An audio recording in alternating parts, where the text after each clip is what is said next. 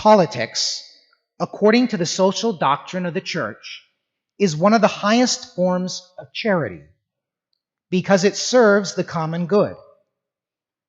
I cannot wash my hands. We all have something to give. We all have to give something. A good Catholic meddles in politics, offering the best of himself so that those who govern can govern. These are the words of Pope Francis the very year he was elected in a daily Mass homily. Maybe not the exact impression we would have of politics right away. A form of charity, something that serves the common good. And yet this is how Catholics are to engage in the political sphere. What Pope Francis was saying was really echoing the Catechism of the Catholic Church and the social teaching, the Catholic social teaching. Some of you may be familiar with the social doctrine of the Church. Others, that may be a new term for it. While the main thrust of this homily is not about Catholic social doctrine in all its forms, it's a very rich thing, something worth looking into, because for about 130, 150 years, the popes have taught on various things that deal with the social realm, and often, very often, with politics. To the Catechism. It is the duty of citizens to contribute along with the civil authorities to the good of society in a spirit of truth, justice, and solidarity, and freedom. The love and service of one's country follow from the duty of gratitude and belong to the order of charity. Submission to legitimate authorities and service of the common good require citizens to fulfill their roles in the life of the political community. In just the next paragraph, the Catechism says, submission to authority and co-responsibility for the common good make it morally obligatory to pay taxes, to exercise the right to vote, and to defend one's country. So, voting is a matter of justice, a matter of charity it can be as well, and voting must be for the good of the community. But that's just like the very bedrock or the basis of the political engagement. That's not enough. We need to be involved as Catholics not simply in casting our vote, but also in writing our legislators, in promoting those causes that build up the church, that build up society. So we might ask the question, how be Catholic and political? Or to put it in Pope Francis's words, how does a good Catholic meddle in politics? Well, some may actually be called to get involved personally and to run for office. But all are called to be aware of the issues and to allow our faith and reason enlightened by that faith to affect or to enter into the public realm. The first thing we need to point out is that to be Catholic and engaged in the political realm requires that we put first things first. First, our Catholic faith. Then, we are American. And then somewhere down that list, we belong to a party or not. What I'm going to continue with in the rest of this homily is guiding principles. Hopefully, you will see that these I have drawn from the documents of the church. I've also drawn from other priest homilies. And I do not think that there is anything here that is of my own. I don't want anything to be here of my own. In engaging or talking about politics, we first need to separate ourselves from some things so that we can think clearly. Our feelings and emotions are good things. Sometimes we have strong gut reactions to a particular candidate and or party, and these are understandable. However, we need to shelve those temporarily and look at things from the light of reason and faith. That's the first point. The second is, we need to distinguish between the personal or private life of an individual, a candidate, and his or her public policy. Now, it's true that the public or the private and the public area are not unrelated. But there is a difference, and that's important to just put in this framework. When we're evaluating things, we can't let simply the personality of the person block or obliterate their policy. We need to judge a candidate, in other words, not just by what he says or she says, but by their practical actions. In this particular election, we are fortunate that there are clear records for both major candidates and also for their vice presidents or their running mates. What about when two unworthy candidates or more present themselves? In this case, we are permitted to choose or vote for one who will uphold or defend the highest goods, or as the case may be, do the least evil. And so you see that this is not just my own opinion. I will draw on some moral theologians. The first one here is Tanqueray, a traditional theologian.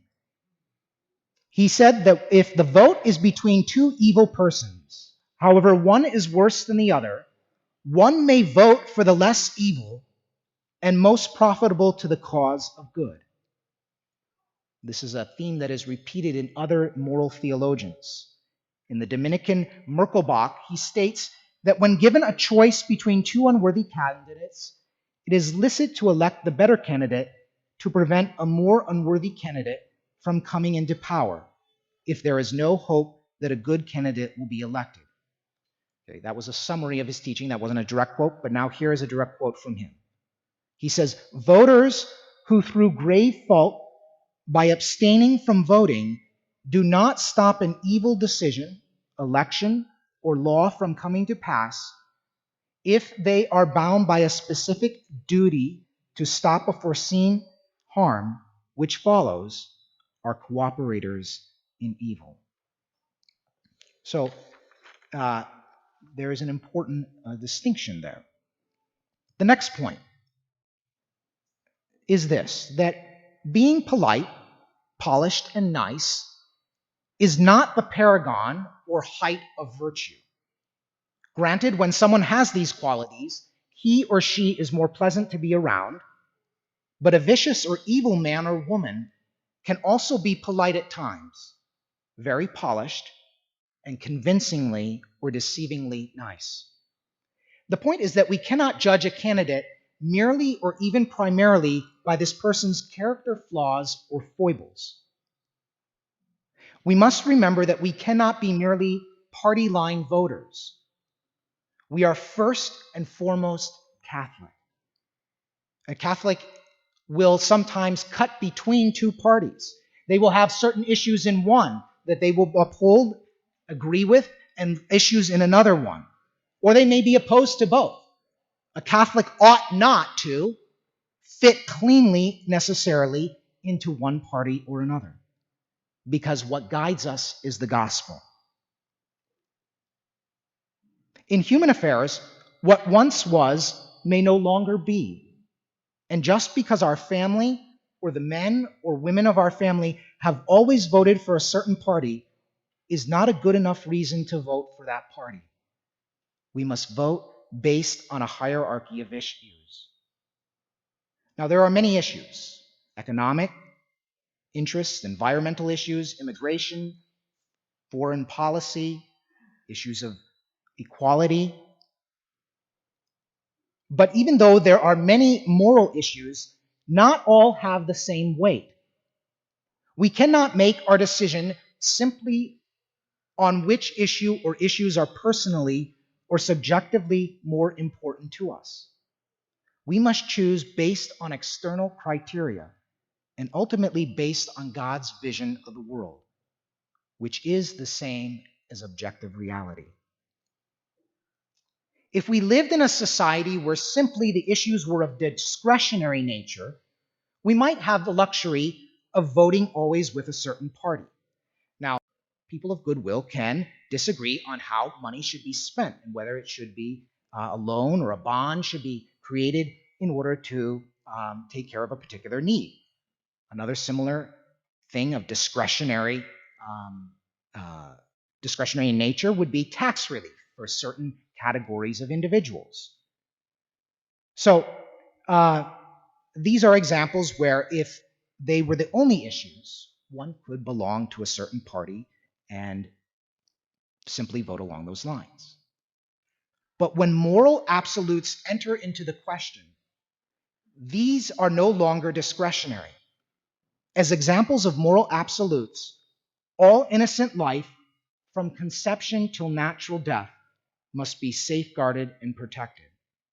And a second example, marriage can only be between a man and a woman.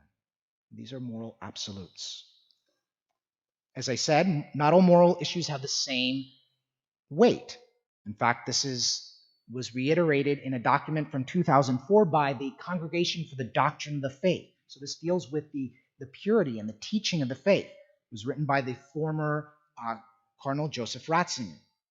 He says, not all moral issues have the same moral weight as abortion and euthanasia. For example, if a Catholic were to be at odds with the Holy Father on the application of capital punishment, or on a decision of Catholic social, or on a decision to wage war, he would not for that reason be considered unworthy to present himself to receive Holy Communion. While the Church exhorts civil authorities to seek peace, not war, and to exercise discretion and mercy in imposing punishment on criminals, it may still be permissible to take up arms to repel an aggressor or to have recourse to capital punishment. There may be a legitimate diversity of opinion, even among Catholics, about waging war and applying the death penalty, but not, however, with regard to abortion and euthanasia.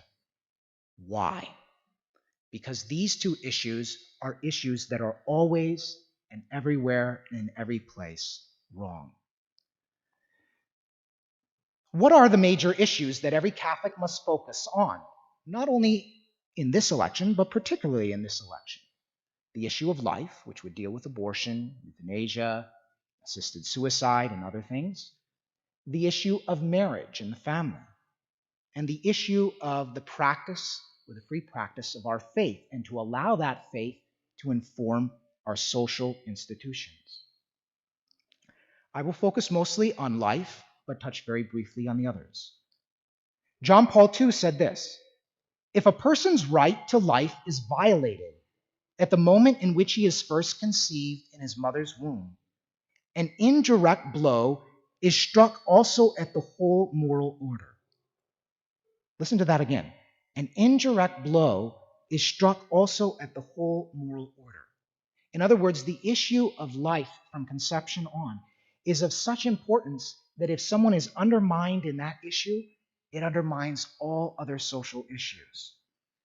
When he came to Camden Yards in Baltimore, John Paul II spoke prophetically when he said, "Today the challenge facing America is to find freedom's fulfillment in truth. The truth that is intrinsic to human life, created in God's image and likeness. The truth that is written on the human heart."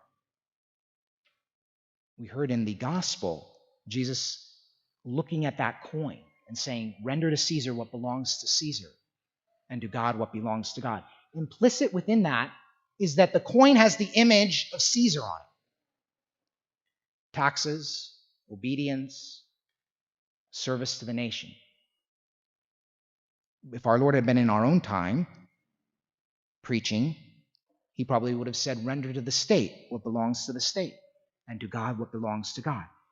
Implied within this is that the image of God, which John Paul II was talking about, is stamped into our very nature.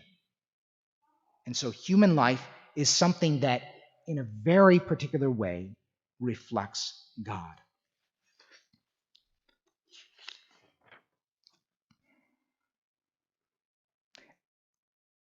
Abortion is the primary issue, because if a society denies the most innocent and helpless in its midst, all other rights are undermined. This is not only seen when properly looked at the scientific facts, but when one looks at the magnitude, one also sees that abortion must be the primary issue. Since its legalization, over 61 million and counting have died because of abortion. This is like putting all the lives that were lost in the Civil War and in the pandemic and multiplying them by 60. Within a decade or two, it will equal the amount of lives that were lost in World War II, total lives. Abortion is also an issue of racism. The biggest provider and promoter of abortion was founded by a racist, Margaret Sanger, who purposefully desired to wipe out the inferior races. And Planned Parenthood's abortion mills are located usually in racial neighborhoods, and they are, even though they deny it, a part of that.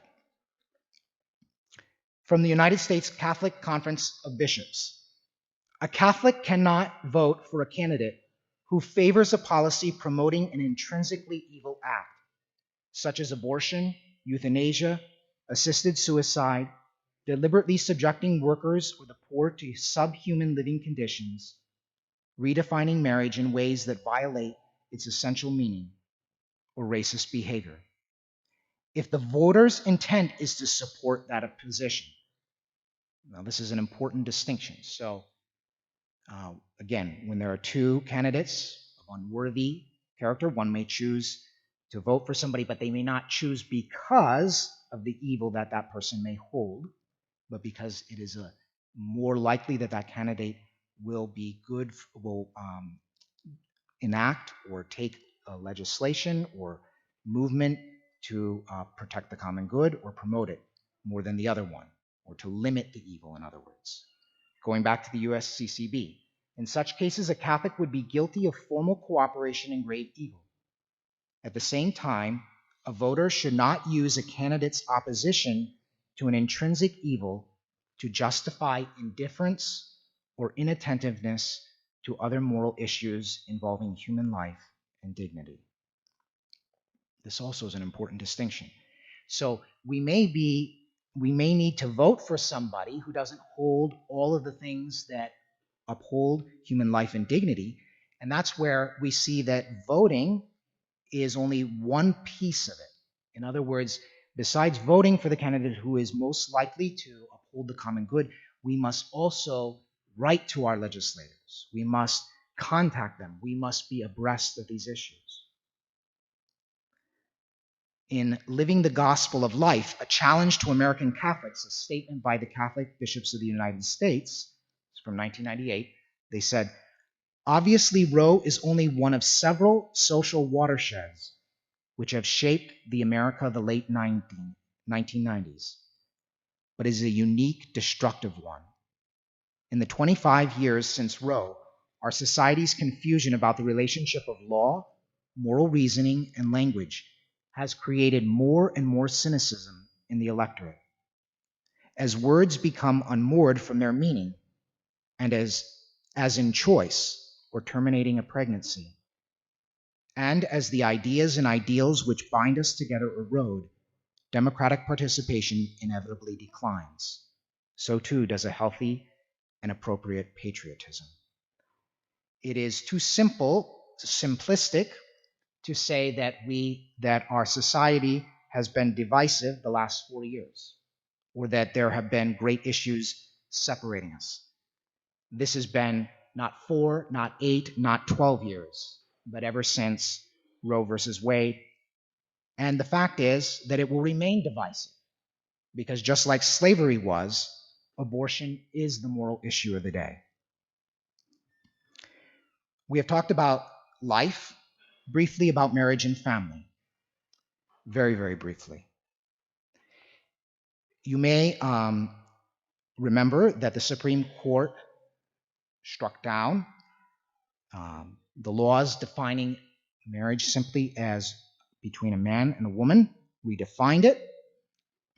This is also a strike at the basic building block of society. And we need to look at the two candidates closely to see who is most in line with seeking to build up this very basic building block. This is not just a matter of faith. Anybody of goodwill should be able to see this when they look at it. It is in marriages and families that children have the greatest opportunity to fulfill their potential. And the marriages, strong marriages and strong families are also the building block of the church. This is where vocations come from. Enough said on that, but look at those issues deeply because it's all there. You can see it. Finally, on religion. You may remember, it may seem like ages ago, how the HHS mandate was challenged.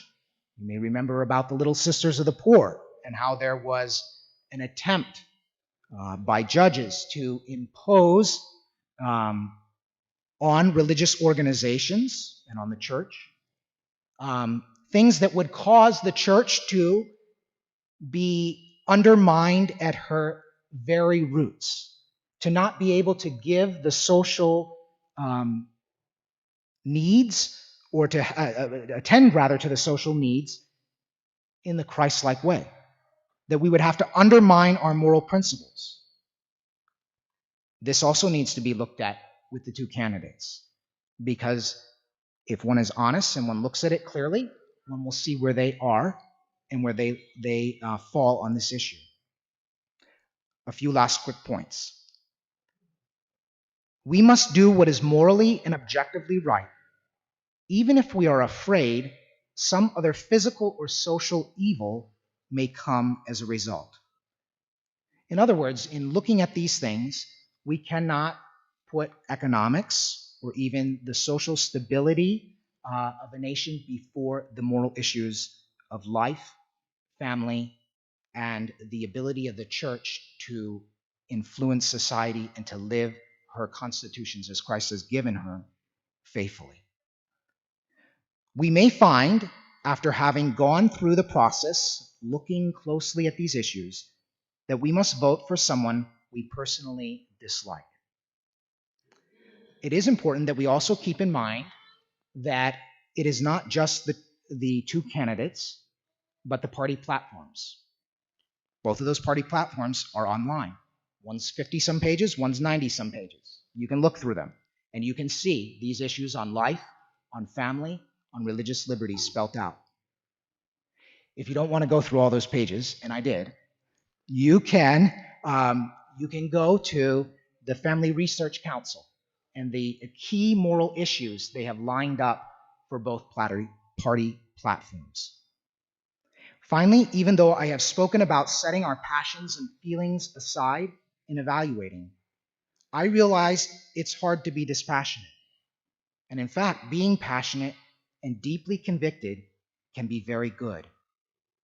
Yet, for our passions to be good in the truest sense, they must be brought in line with right reason. At the end of Mass, please do not praise or criticize me on your way out. I need neither of those. Rather, pray for me. This will also let you and your fellow parishioners reflect peacefully on what I have said. Thank you, and please stand for the Creed.